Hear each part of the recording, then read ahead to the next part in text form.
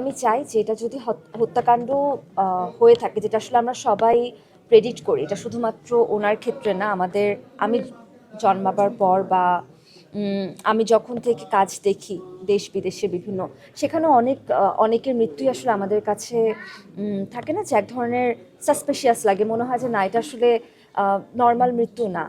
এই ধরনের সকল মৃত্যুর বিচার তো আসলে আমরা সবাই চাই।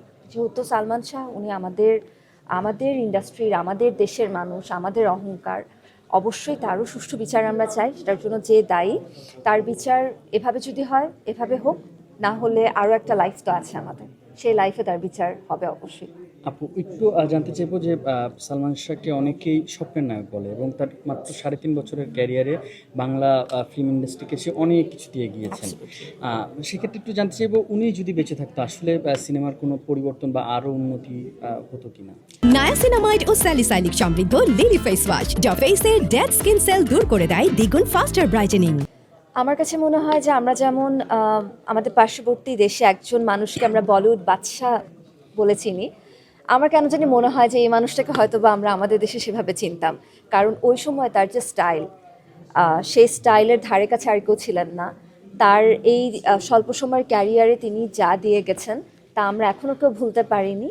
এবং কেয়ামত থেকে কেয়ামত এই সিনেমা থেকে শুরু করে আর মানে ওনার শেষ পর্যন্ত যে সিনেমাটা উনি শুটিং করছিলেন কিন্তু শেষ করতে পারেননি, সেই সিনেমা পর্যন্ত যদি বলি, প্রত্যেকটা মানুষ তাকে ভালোবেসেছে এবং মৃত্যুর এত বছর পরেও তাকে কোনো ঘৃণা নিয়ে কেউ স্মরণ করে না, সবাই তাকে শ্রদ্ধা নিয়ে, এক ধরনের আফসোস নিয়ে তার কথাটা চলে আসে, তার নামটা চলে আসে। আমার মনে হয় একজন মানুষের জীবনে, ব্যক্তি মানুষের জীবনে এটা অনেক অনেক বড় প্রাপ্তি। এটা আসলে এক জীবনে খুব কম মানুষই অর্জন করতে পারেন এবং তিনি তার মধ্যে একজন। আপু, এখন একটু সিনেমা আসতে চাই, শুরু থেকে শুরু করি যে আসলে শেখরের সঙ্গে যুক্ত হওয়ার কিভাবে।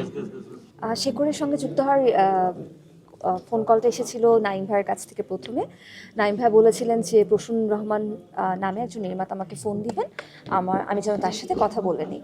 তারপর নির্মাতার সাথে কথা বললাম, আমাদের একদিন আমরা তারিখ ঠিক করলাম যে আমরা দেখা করব তার সাথে। দেখা করার পর ভাইয়া আমাকে পুরো গল্পটি শোনালেন এবং স্ক্রিপ্টটা হাতে দিয়ে বললেন যে আমার অনুরোধ থাকবে আপনি স্ক্রিপ্টটা পড়বেন।